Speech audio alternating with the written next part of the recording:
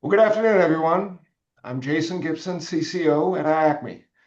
Innovation Insights is our monthly webinar series highlighting the people, ideas, and partnerships driving advances in composites and manufacturing across the U.S. As part of the Manufacturing USA Network, IACMI leads national efforts to scale new materials, develop sustainable processes, and strengthen U.S. manufacturing competitiveness. Now, before we get started, I'd like to mention that if you have any questions during our presentation, please enter them into the Q&A section, and we'll ask them to our presenters at the end of each section. At IACMI, our mission is to convene, connect, and catalyze.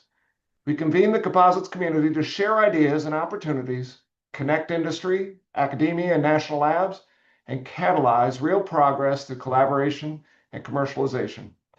Today's Innovation Insights reflects that mission, highlighting new ideas, technologies, and applications driving the future of composites.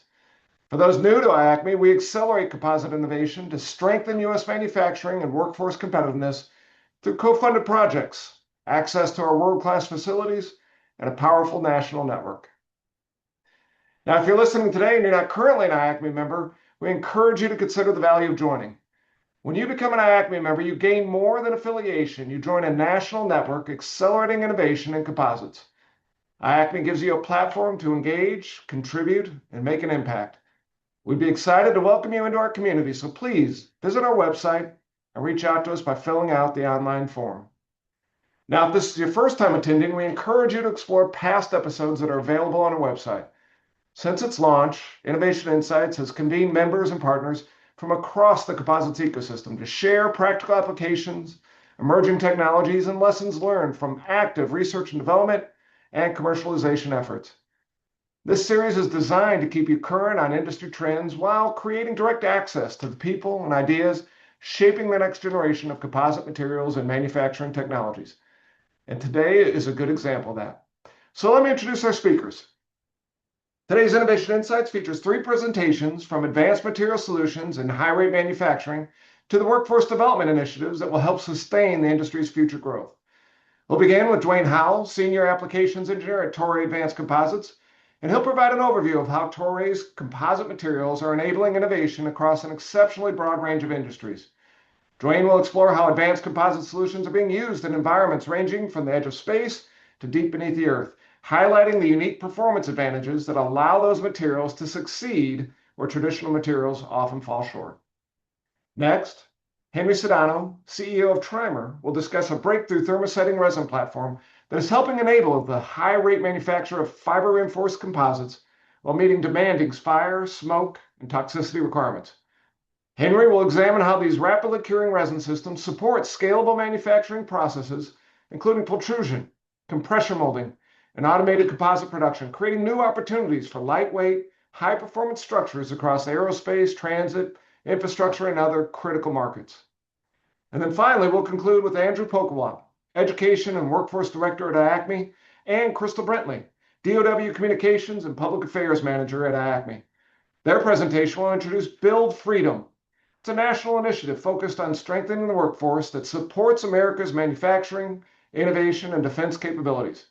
Andrew and Crystal will discuss how industry, government, and educational partners are working together to expand workforce development efforts through national outreach programs, educational engagement, and new opportunities designed to inspire and prepare the next generation of advanced manufacturing talent. So with all that, we're going to go ahead and get it kicked off with DeWayne. DeWayne, I'm going to stop sharing, and then you can feel free to jump right into your presentation.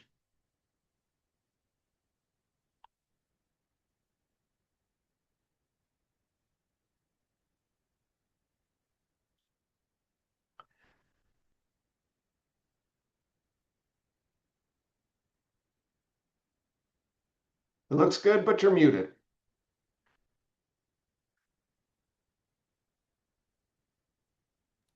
All right. You should hear me now too. I can hear you. All right. Thank you, Jason. So, welcome everybody. Good afternoon or good morning, depending on where you are, I guess. And I'm going to be covering a little bit about some of the composites advantages that Toray can offer. And we really drive innovation with our materials everywhere. It's like Jason said, anywhere from underground on the U.S. And on Earth, all the way up into space. So we're everywhere out there. So let's jump right into this.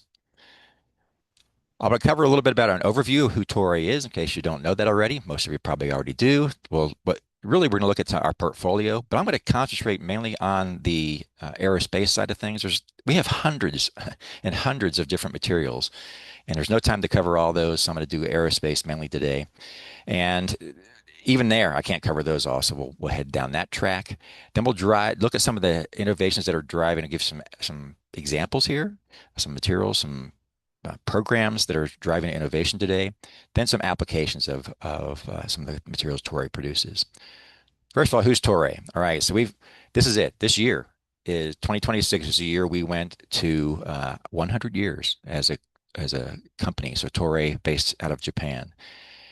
And we're a worldwide company, 308 different subsidiaries or affiliates, of which Toray Advanced Composites, the group I work for, is one of those. So we're all over the world, almost 50,000 employees. So we have a huge um, uh, base that can support anything from all the materials you see below on this screen. I know we're not going to talk about fibers and textiles so much, but or life sciences so much. We're concentrating in the middle on carbon fibers and composites. So let's dive into that. Let me show you a little bit more about where we are. So coming down to the U.S. locations, and I'll move ahead from here. But U.S. we have basically what is this? Four different kind of divisions. One is the Toray Composites Materials America (CMA), and they're based out of Tacoma, Washington. Lots of prepregs are made up there. Then you come down into Alabama and South Carolina. This is where we're going to make the precursor for carbon fiber, the actual carbon fiber itself, and some prepreg down there as well. And then we have another company division, which is Toray Advanced Composites, the one I work for, like I said, and we're over here on the West Coast, so Fairfield, Morgan Hill areas, and a new location in Inglewood, and that's in the Denver area where I live. So they're right here across town from me. Again, prepregs, thermoset and thermoplastic is what they do. We have a Performance Materials Corporation that's down in Camarillo, California, and they're going to make it's thermoplastics again, and it's more industrial grades, laminates, actually some parts, that kind of thing too. So they're that group there, the main base. And then I don't want to miss Zoltech, so they're over there in the Missouri area, and we'll talk more about them in a moment.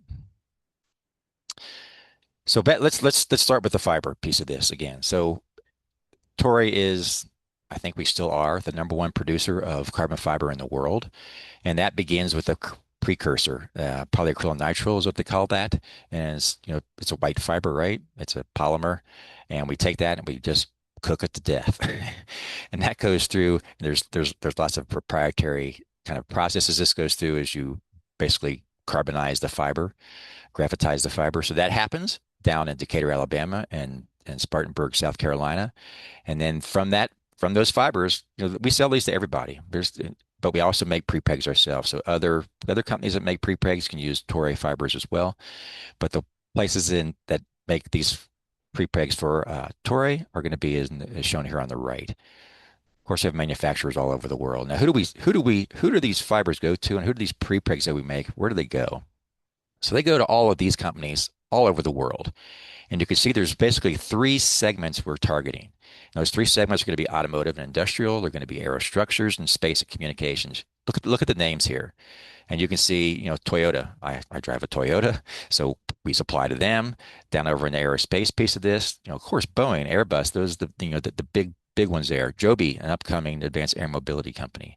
Then over on the space side of this, Raytheon, Northrop Grumman, Blue Origin, you see that the list just goes on and on. So we are pervasive out there in the industry as far as supplying prepregs and fiber. Let's talk about some of the materials. Move ahead here. Begin with fiber.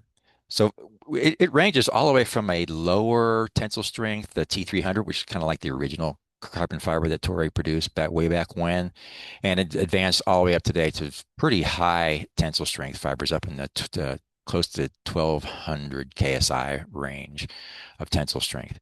And that ranges, as you can see from the graph here, it ranges from standard modulus, it's a 33 MSI kind of range, all the way up into for up in the 40s, approaching 50 up there.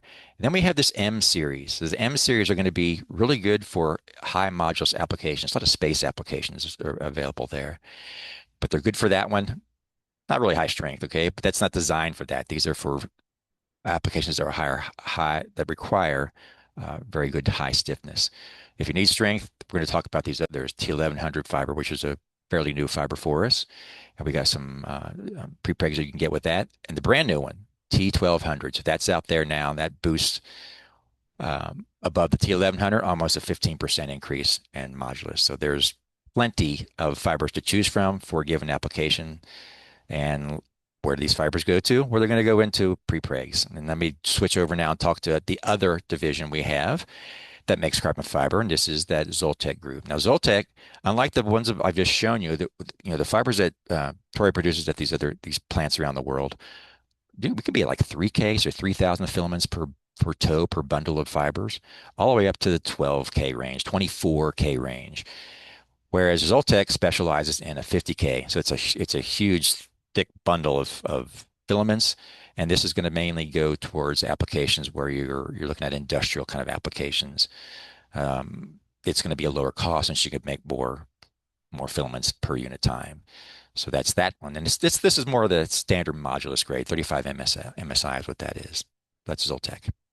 All right, let's look at the thermoset portfolio as far as prepregs go. These are covering a wide range too. So we're starting at the bottom with basically epoxies. And epoxies, there are some familiar ones if you've been in the industry for any time at all. You've heard of 3900. You've heard of maybe TC380. These from the different divisions, CMA versus the Toray Advanced Composites group. But we're all one now. So these are available across the board. So that's going to be applications up into like the close to 350 as far as the cure temperature range. And then you jump up into the higher mid-low operating temperatures, and where you start looking at BMIs, bismuth amides, cyanide esters are in there. Some hybrid cyanide ester epoxies are in there, and then we go up to pure cyanide esters, where we get this even higher temperature application. And then all the way at the top, this is the big one here. All the way at the top, you're going to see it over 1,000 degrees Fahrenheit operating temperature. That's incredible, and that's with a material I'll highlight here in just a moment. So that's a thermoset range of materials. Some of the, if you want to use prepregs, carbon fiber prepregs on aerospace applications, a lot of times you got to have a huge database that costs millions of dollars to produce. And it's hard to have a company to do that. It takes years to produce these, and it costs millions of dollars. Well, Toray has done this own funding ourselves to put these material databases out there for folks to use this to design their structures. You can really cut a lot of time and a lot of cost into getting qualified on a structure. And these would involve things like the 2510 resin system. This is going to be like, general aviation kind of applications. Prepregs are going to be UD fabric kind of prepregs. Over on the right, it's our 3900 system, a huge public database on this, an allowable database on this, again, for UD and some fabric.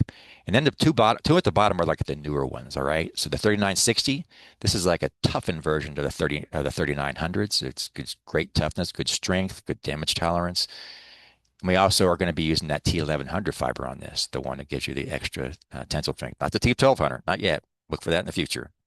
But over on the right, we got the T380, and this is great for hot, wet kind of strength retention. So these do differ a little bit, and there are different databases available for both. You can go look these up right now. Start designing your structures today if you'd like.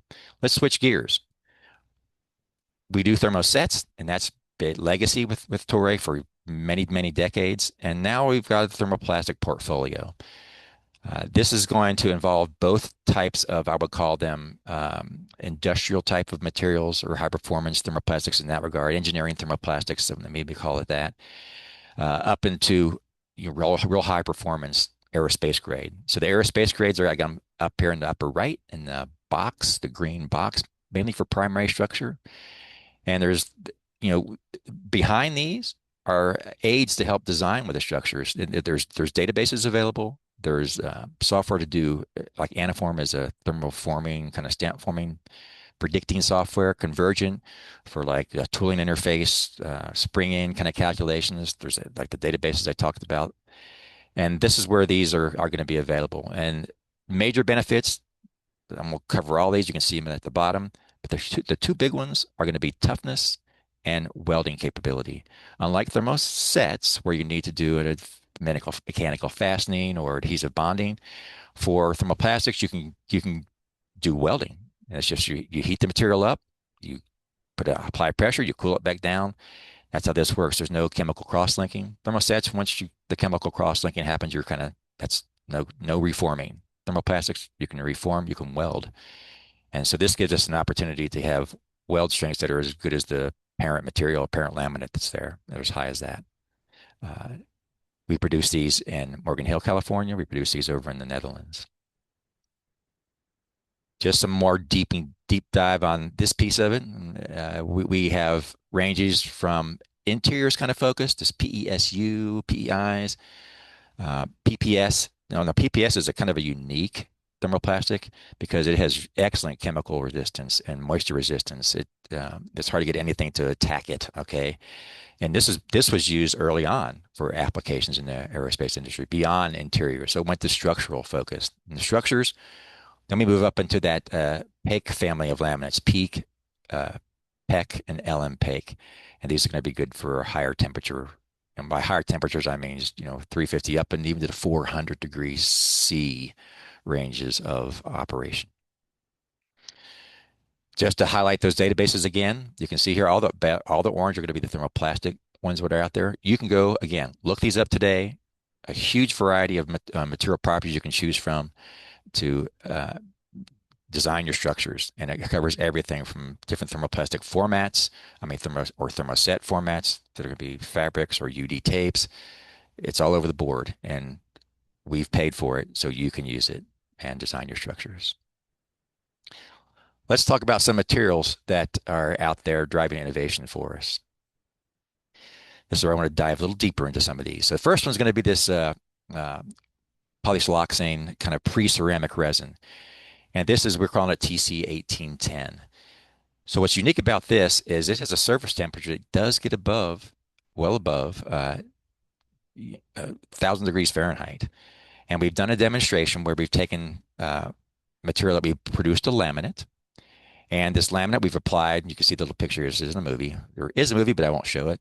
You can see the heat being applied here on one side of this laminate where it got to 2,200 degrees C temperature on this side, whereas on the other side it got to 250 or so. So this is a material that is great for operating at very high temperatures, and you can probably think about high-end applications for high temperature use of composites that this would be useful for. Engine applications, for example, hypersonic kind of speeds, it could be useful. In the formats that we have, we're looking at different ways of doing this. UD fabrics, bulk molding compounds with their chopped fibers, and we're looking at other ones too. And we're also taking a look at how this material can be co-cured so you can make them together with other thermosets. Okay, so that's this one. Keep an eye on that. The other one, as we introduced this year, is a new welding technology. Now, this technology was announced back in January, and it allows you to take thermoset composites and weld that to a thermoplastic composite. You can also just weld thermoplastic to thermoplastic with this, but it's mainly intended for this hybrid kind of applications. There's a lot of interest in applying both thermoset and thermoplastic in the same structure. And so there's got to be a way to put those together. We wish we just weld it, right? It's just because welding is going to be a stronger application. You reduce weight by not having fasteners, et cetera, et cetera. There is a way. And so Toray is on the forefront of putting this out there. You'll hear more about it probably towards the end of this year and into next year, where samples might be available to start experimenting with when in your structure. So take a look at this. And this could be a game changer to getting more composites use on structures to make structures faster, which is really going to be needed. I'll tell you why in a minute. All right, so switching over to the thermoplastic side again. It's been out there for a while. Some people think this is all brand new technology, and it is. Okay, some of the materials are pretty new, but it's been out there a while. Back in the 90s, this is the last century, it was being used in some Airbus airframe applications. and that was like a PPS or a PEI materials were used back in those days too. But it's come through time. So through time, there was a F-22 weapons bay doors on this. The process that they used to actually make the doors, it was, people were learning how to use thermoset plastics at this time, and the way the part was being made didn't really make sense. If they would go back and do it again today, it would make sense. But so that was the start of this. Then I went into this SURAT program, for example, a helicopter airframe. Demonstrated that there. And then one in the middle, these clips for the Airbus uses to clip stringers, frames to skins. And if you fly on an Airbus aircraft, you're most likely flying on a plane that has a lot of 8,000 for the A350, for example, 8,000 different clips on that plane. And so you're already using them. We're already using that in the industry. A demonstrator, they put this is in 2020, this MFFD, multifunctional fuselage demonstrator, just showed how you can use thermoplastics to assemble, to make the parts, to assemble things. And it was a great demonstration. You can see this fuselage. If you ever go to Europe, you can make an arrangement to go in and see this probably if you're in the industry. And then there's a project here called HiCam. I'll talk about that in a moment. Moving to the right here for 2024. And then the next generation stuff. So more thermoplastics are going to be used in primary structure. They won't replace thermosets. There's great applications there too. It's going to be a mix going forward in time because we've got to make aircraft faster. See, I'm running out of time here. Uh, NASA has an initiative called HiCam, and it's to produce 60 to 80 ship sets per month or even more than that. To get there, you got to have faster ways of making product, and thermoplastics is the way to do that. Thermosets, some of the newer generation, faster cure rates, that's a way to do it. Resin infusion. This is looking at this. We're starting phase 2 here pretty quickly in this year, and this will move into a few years out here before we get to like a TRL demonstration, the TRL 6 levels.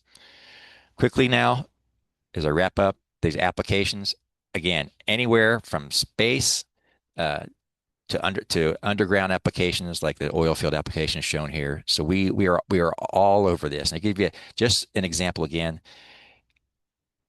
Joby.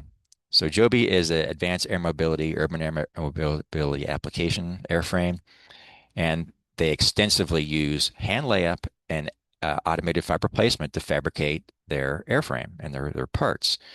Thermosets, okay, is what they're using. However, they have started down the trail of thermoplastics because you can make more parts per unit time. In fact, they have see the middle bottom picture here with the GKN note on it.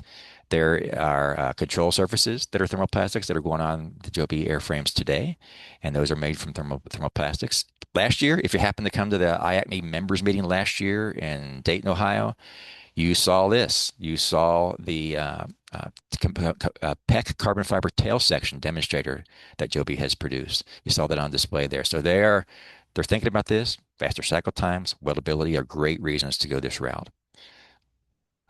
Boeing, we all know the 787, 50%, all the stuff in blue you see here in the picture, 50% of the weight of the aircraft is mainly going to be Toray carbon fiber reinforced prepreg that is used to make this. So that's use that's been out there for a while. I'll wrap it up here. So thanks for listening, and I'll let Jason take over again. Thanks. A lot of cool stuff, DeWayne. A lot of exciting stuff. Unfortunately, we're out of time, but I'm assuming they can reach out to you if they have any questions Certainly. on the material, and you can connect them to the right Toray person. But the thermoset, the thermoplastic bonding, the T1200, a lot going on there at Toray. So thank you. Thank you. All right, let's go ahead and move it to Henry Sedano from Trimer. Henry, feel free to start up your presentation, and we'll learn a little bit about your unique resin system.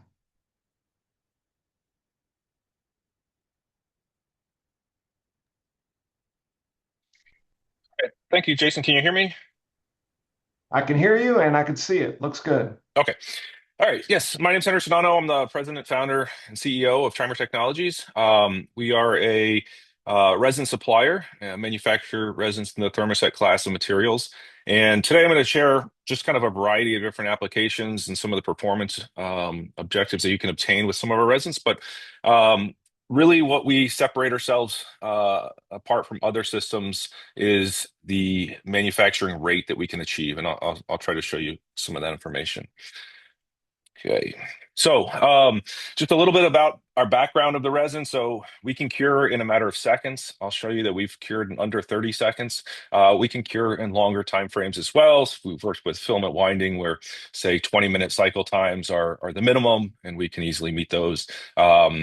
Nothing we have really requires a cure that's longer than 20 minutes. So we can really focus on high rate production in material properties that you would obtain from typical aerospace resins. I'll show you some data there. We typically compete with the best thermosets that are out in the mechanical side.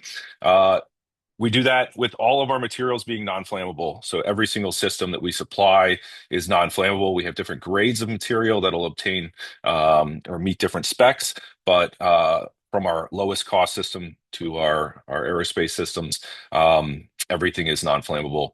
The thermal stability, I'll show you a little bit about.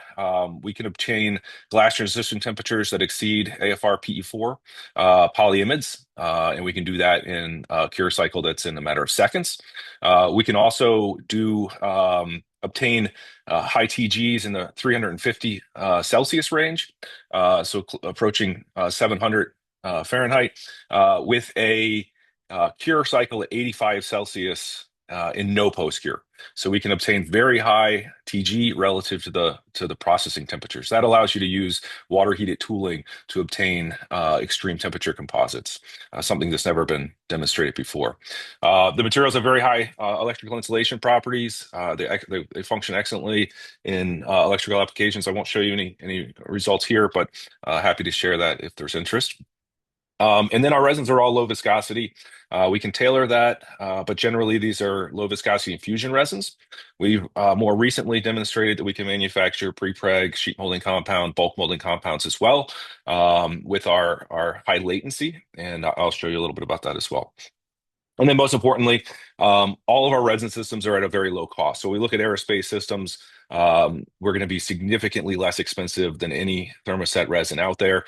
We compete with phenolics, we compete with automotive resins, yet provide significantly greater mechanical performance, thermal performance, and being fire resistant as well.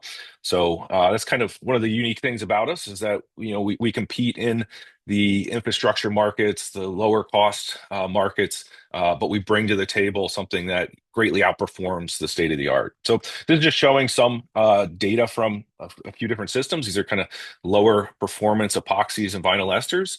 Our resin's in the red here. And what's notable here is you see that our tensile strengths can be over 100 MPa. That's a typical value that they can exceed 105 actually, but they have high modulus and high strain to failure. So generally, when you're looking at a 4 GPa modulus material, you don't have 4% strain to failure, so it's quite high. And again, this is all able to cure faster than all of these systems that are shown here, and I'll demonstrate that for you. When we look at aerospace systems, again, we're priced not in the aerospace world. We're priced in the low-cost market, but we actually outperform most of the aerospace materials being used. So I have a few here. We typically benchmark against 8552. That's a pre-preg resin system, whereas we're an infusion resin. So I do have RTM6 here, but we outperform these systems quite easily in both toughness, strength, and then if we look at something like 5250 BMI, we can outperform that thermally quite easily and outperform polyimides as well. I'll note that our resins are all addition reaction, so they're not condensation as you would have in a phenolic or polyimide system. So we can yield low void contents, and we can do that both out of autoclave curing, in mold curing, or autoclave curing if needed. But all of our systems are quite versatile. All right, so cure kinetics are kind of what separates us, I think, from most other materials. And this is showing a 3.5 millimeter thick fiberglass composite that was cured through liquid compression molding. This cure cycle, the first 7 seconds here, this is showing the ion viscosity velocity, which is essentially the dielectric cure monitor. The first 7 seconds was the press being closed. So you don't engage the resin. The cure monitor doesn't engage the resin until the press closes, at which point you engage that resin, the viscosity drops. So this mobility, ion mobility increases, reaches a peak, and then it comes back down and gets to baseline, and that's when it's fully cured. And so actually interacting with the tool, this was a 23-second cure cycle. So extremely fast. The resin was actually ambient temperature as well. And so a preheated resin could go faster if there's a desire. But this cycle time exceeded the Department of Energy's 2050 goal for automotive composites of less than 1 minute. And that was done about 6 years ago. In many cases, a 23-second cure is going to be too fast for an infusion resin. So we can dial the reactivity into the system, and we can extend that out. So this is just showing going out to 90 seconds. This is for a leaf spring, an RTM part. That part required additional time to fill the tool. So we extended this out. And what you can see here is that we plateau in our ion viscosity velocity, and that's showing that the resin just sits in a low viscosity state, and then the cure, the slope, and all of these coming down, the cure rate is just defined is the same through all of these latencies. We can just tell the resin when we want it to cure at what time, and that allows us to optimize the particular resin system for a part that might be manufactured. So if there's a high volume component and you want your injection window and cure cycle to be minimized, we can dial that in specific to a particular part or process. Okay, so we did use this resin system in a more latent form to do RTM processing on a leaf spring. This is the F-150 helper spring. It's 28 millimeters thick in a preformed fiberglass. And this is the cure monitor for that particular part. So in this case, we pulled vacuum on the part before injection began for 60 seconds. We started the injection that lasted about 23 seconds. And then we had some residual latency. And the blue line is the cure monitor. The orange line is the derivative of the cure monitor. So when the derivative gets back to 0, we're fully cured. We had some residual latency, and by 90 seconds, after the injection stopped, we were fully cured. And so that was a cure cycle of 90 seconds. We were working against a Westlake epoxy system that's being used. It takes 13 minutes to cure that part. So we were able to do that 8 times faster by using our resin. One of the unique things about our resin is it doesn't have a runaway exotherm. So you can drive heat into it very quickly, and you can cure it very fast. So kind of unique. One of the more recent developments we've had is the development of some very latent resin systems. And so now we can produce resin that has a pot life over 1 month. So you can have a very long working life. This enables things like bath pultrusion, bath filament winding, sheet molding compound, bulk molding compound, prepregs, and products like that. When we look at the isothermal cures on these are ramping up to a particular temperature, in this case 190, 170, 150 for each of these. And you can see the exotherm here. It happens fairly quickly. And so even though you have this 1 month working life, if we're up here in the temperature range of 190 C, we can cure this part or this resin system in as little as a minute. So it can be quite fast and enable very low process speeds or very long processing with fast process speeds. And so there we've done a lot of work in pultrusion. That's one of our major industries we work in. This is actually a Zoltec pultrusion, spark up. And we've run our parts up to 10 feet a minute, and actually 12 feet a minute is kind of the maximum we've ever gone. Those are direct injection resins. For our latent resins, they run a little slower than that, but they are quite fast. And we do have the internal mold releases, all of the additives that you would require coming directly from Trimer. So we do manufacture those materials, and they can be a drop-in replacement for, say, epoxy anhydrides or vinyl ester, polyester type materials. In the case of filament winding, which I don't have a slide on, we are a drop-in replacement for epoxy anhydride systems, process more easily. So the cleanup, the EH&S signature is quite good, and we've shown that we can directly replace epoxy anhydrides with no change to the tooling or manufacturing process, and significantly enable reduced manufacturing time. So there we can produce the bath winding resin, but it can cure either on the mandrel in a matter of seconds, or it can go into an oven and cure in a matter of seconds. That latency allows us to do things like sheet molding compound, as I mentioned. This is just showing a Zoltec PX35 50K toe that's been chopped and impregnated. We cure these parts and produce very high strength materials out of them. So this is showing a particular flexural specimen has 450 MPa strength and a 23 GPa modulus. So that performs very favorable to some of the highest performance materials out there. And this is actually the first SMC we ever manufactured. We are working with scaling that up and bringing new materials to market, but we can produce some high performance SMC materials. And then in terms of the thermal stability, I mentioned that we can outperform AFR PE4. So this is showing the DMA curve. The orange line here is a autoclave cured polyimide, the PE4. It was cured at Northrop, and this has astroquartz fiber in it. It had a 10-hour cure cycle at 700 Fahrenheit. It had to be cured in nitrogen. That does not include the ramp times and the cool down times. This is our resin in blue here, which had a post-cure. It was about a 2-hour and 15-minute post-cure at 220 Celsius, so quite a bit lower. And we have a TG that's just starting to transition up around 400 Celsius. So quite high. That's something that's quite easily obtained. Most all of our resin systems can be post-cured into this temperature range. One of the newer systems that we have been working with is a low cure temperature system that generates a high TG. So this is showing a 353 Celsius TG, but it was cured at 85 C and never post-cured. And that cure cycle was only 20 minutes. So it can go fairly fast. We can accelerate this. We are doing some work in infrastructure products that are curing much quicker than the 20-minute mark and producing this level of glass transition temperature as well.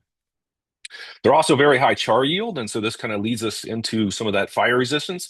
But we are able to generate over 60% char yield. So if we're looking at anything like nozzle applications for rockets, if we're looking at ablation or any applications in that scope, we do have materials that perform quite a bit better than traditional phenolics, and actually at a much lower price point than the current phenolics used in those types of ablative applications. And I'll just show you some of the fire-resistant behaviors here. So this is just a neat resin with a blowtorch on it. It self-extinguishes. There's no flame spread or dripping or anything like that. So the resin does self-extinguish in its neat form. If we put it into a composite, it immediately self-extinguishes. It has no residual flame. So it does perform very well. And those are just qualitative tests, just a blowtorch. If we look at quantitative testing, this is cone calorimetry from the ASTM E1354 test, cone testing.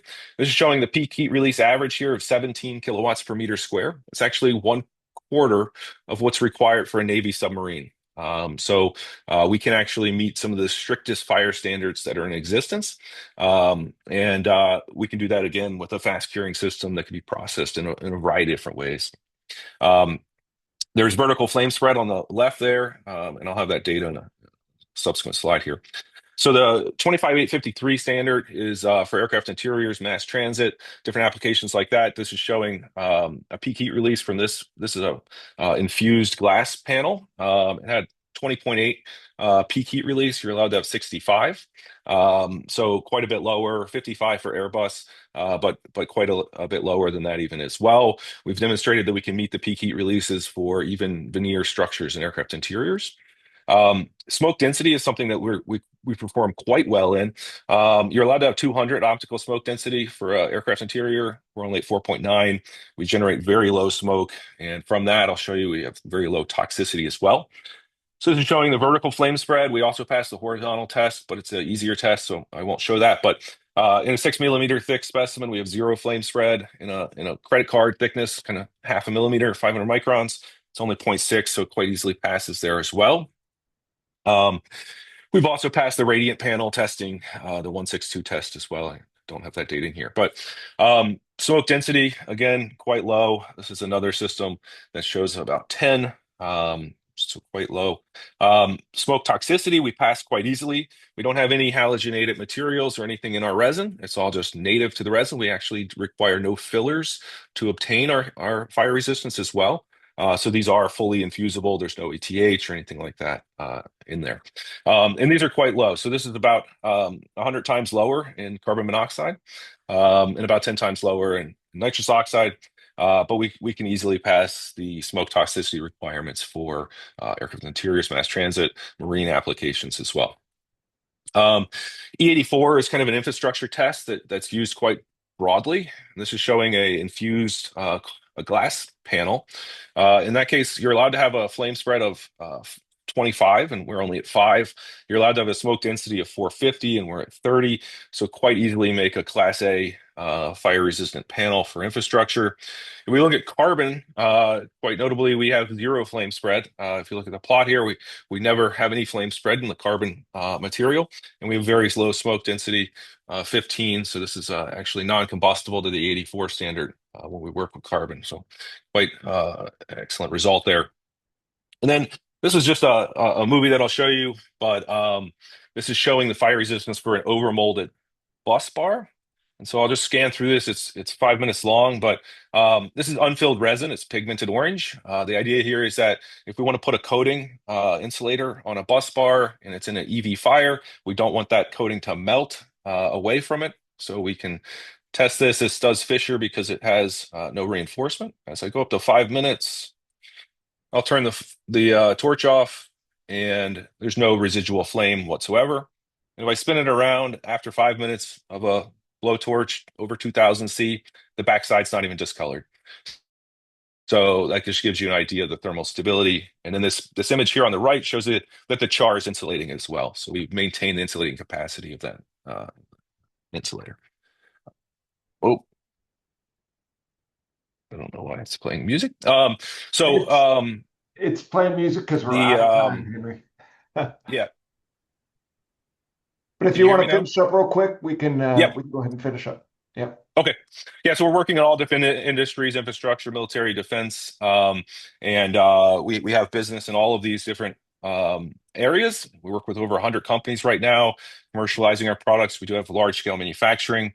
And so our goal for Trimer is to take our manufacturing process, going from, say, batch autoclave processing to isothermal tooling, and really create that rapid manufacture of high performance materials that's required in this industry. And we are AS9100 certified for aerospace, and we do work across all different fields. So Great. Well, thank you, Henry. A lot of stuff there. Pretty exciting new technology. So unfortunately, we don't have time for questions, so we can give the stage over to Andrew and Crystal to talk about the Build Freedom Initiative. Okay. We'll go ahead and get us up and going here. So my video will come up as smooth as my sound is.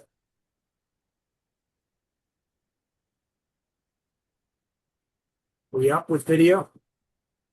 I And just see you. I don't see Okay. your presentation. should be Not yet, Andy. I'm hitting it. Should be there, so. There you go. Okay. All right. So, I'm Andrew Pockwell. I direct education and workforce for IACMI. Excited to get a chance to talk to you guys today because we're the recent recipients of a new program, and we've been working and preparing for it for quite some time. But you can see here the IACMI Education Workforce initiatives are nationwide and cover a lot of things. But today we're going to focus on a program through the industrial base analysis and sustainment that you see at the top there, and Build Freedom that you see at the bottom. And I'm going to talk a little bit about the Build Freedom program that we just started working on. And Crystal is going to share the Build Freedom Summit later on in this presentation that'll be taking place this October, and she'll get into that in just a few minutes. Kind of start with Build Freedom. July 4th weekend is when it was launched. Crystal actually made it to the Pentagon for part of that launch on the 2nd I believe, is when that event was. The national spokesman for the program is Mike Rowe, who you've probably seen on numerous social media things, TV in the past, lots of different things that he's on. But his sponsorship and his foundation is a big part of Build Freedom, along with the work that we're doing. IACMI's providing workforce K through 12 training as part of this campaign in 3 states to start with, that are states that all of you are familiar with: Michigan, Pennsylvania, and Texas. And as the Department of War moves forward on more things, there may be more states in the future, but it is a national program. The areas that we're concentrating on initially are in those 3 states. Go forward here. We're really excited because that fits in well with much of the work that we do nationally already. Building the United States manufacturing industrial base is what the key to this program is, not just for now, but exposing for training and building interest and skills in the workforce of the future and the workforce in the very near future of, hey, some of these people are finishing school and should be going into the workforce this year. But we also know the future is where we have to work to build that pipeline, rebuild American manufacturing, and provide workforce-ready high school graduates nationwide. And that's a lot of what Build Freedom does and what the effort is behind it. Our efforts in the K through 5 space teach industrial readiness curriculum aligned with what the teachers' tools that we provide to make the classroom work that they do, introducing people that maybe would never get introduced to manufacturing as something they would do, or even that they're familiar with. So that's a big part of it. And then our partner in this is a company called Technista.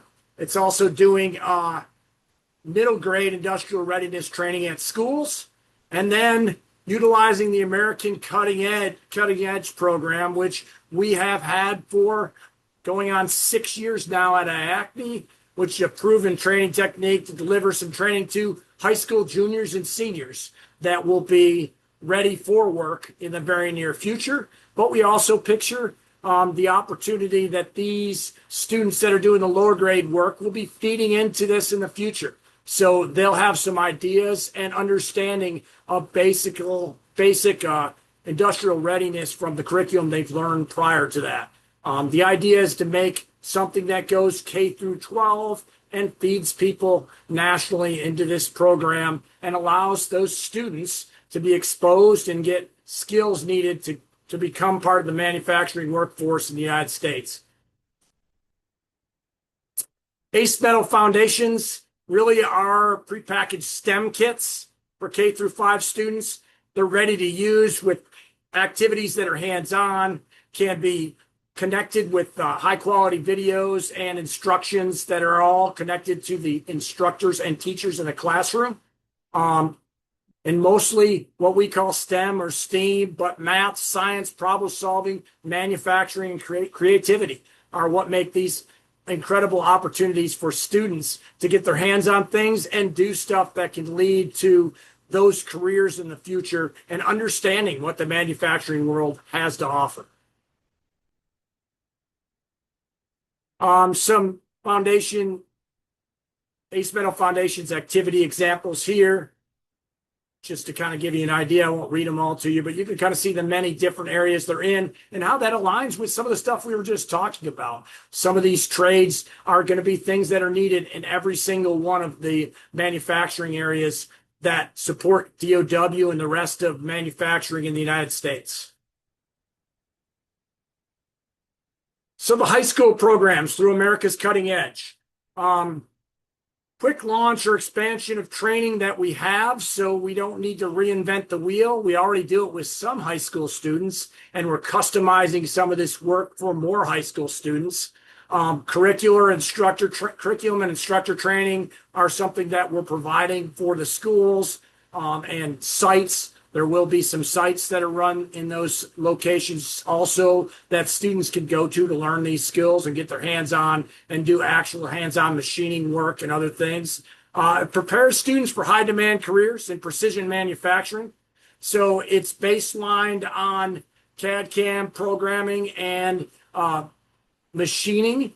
But as some of the presenters earlier talked about, some of those human-machine interfaces, the work that you do in programming and setting up and running machines are directly applicable to a lot of the work that they were talking about, and skills that are needed for people that are going to run autoclaves, resin infusion machines, other work in resin transfer molding, anything that is advanced, high-speed, new equipment for manufacturing.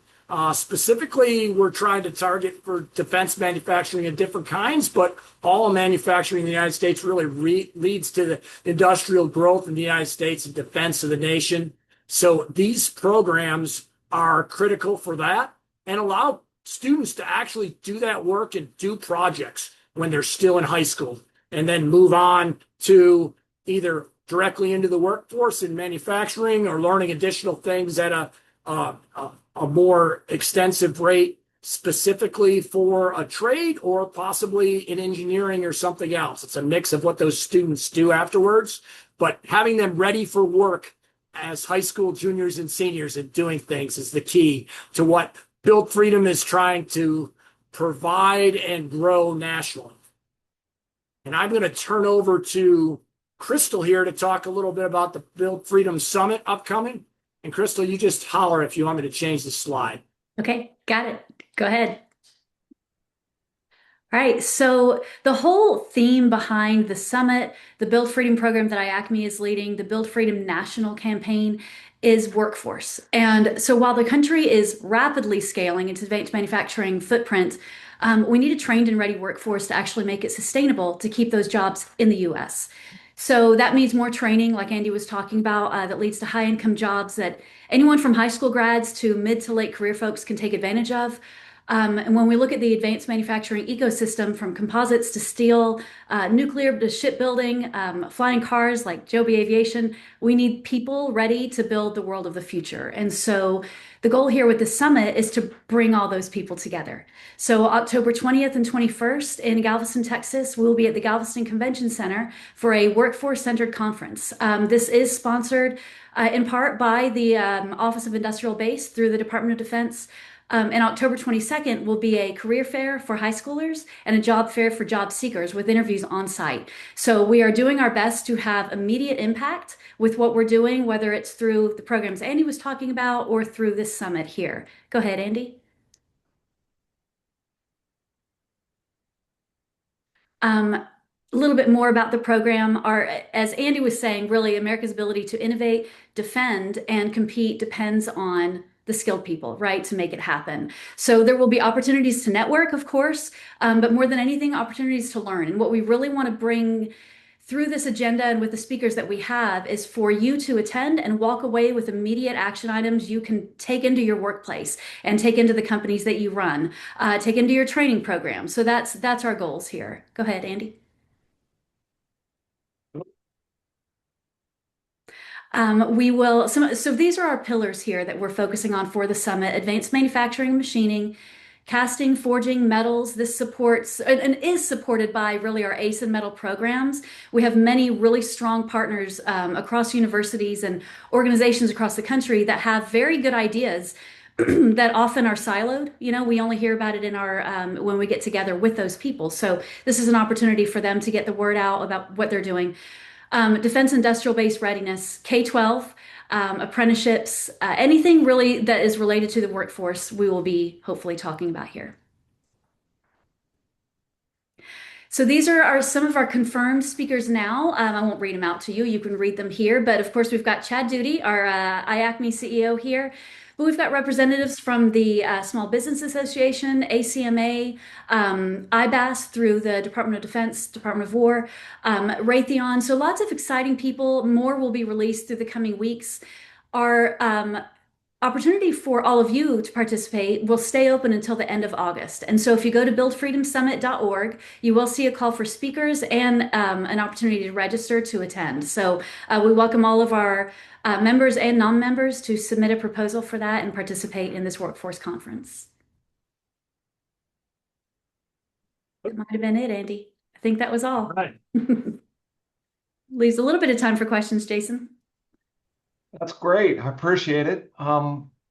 We don't have any questions, particularly on the Build Freedom Summit, but give us a feel for this is the first time we've done this particular summit, correct?